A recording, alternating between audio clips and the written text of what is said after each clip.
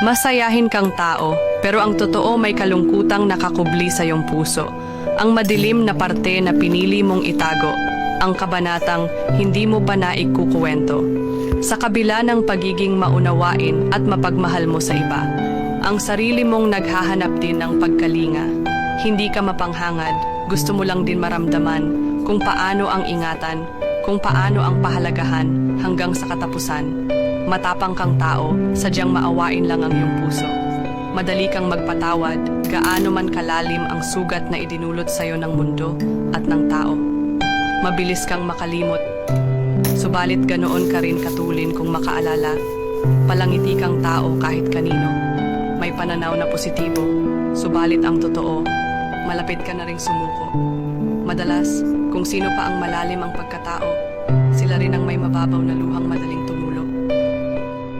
Okay na. Pero meron ako dito tinapay. Kaya man pati ako bumibili ng tinapay gawa ng aking alagang aso matakaw sa pandesal.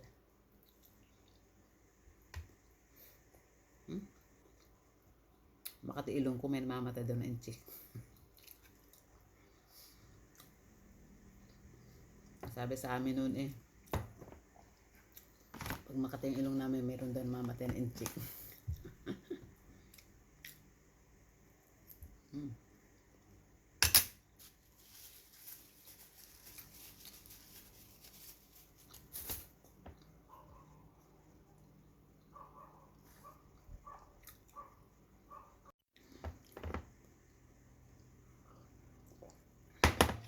Alis tayo ngayon guys kasi mayroon tayong babayaran.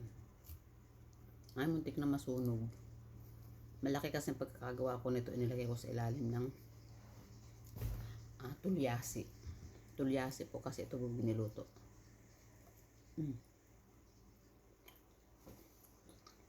Pero hindi naman mapait.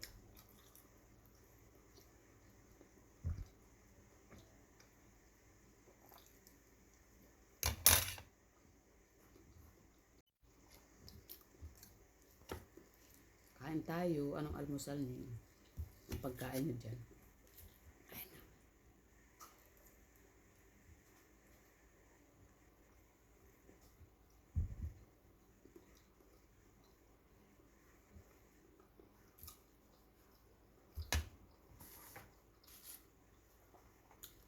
Meron pa ako ditong bagoong. Masarap din sausaw ito sa bagoong.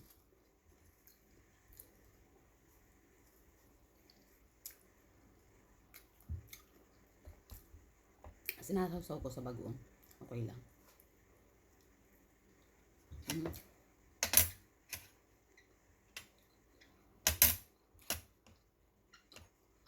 Itong bagoong na ito galing pong Marinduque. Yung tatay ko noon, magaling gumawa ng ganitong bagoong. Yan po yung maliliit na dulong. Tapos, lalagyan po siya ng maraming asin.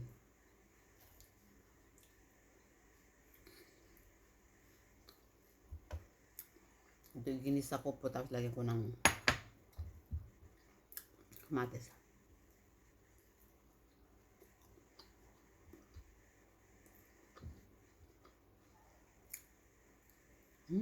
Sarap.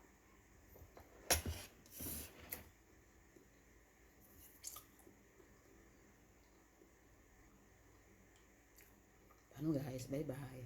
Thank you for watching.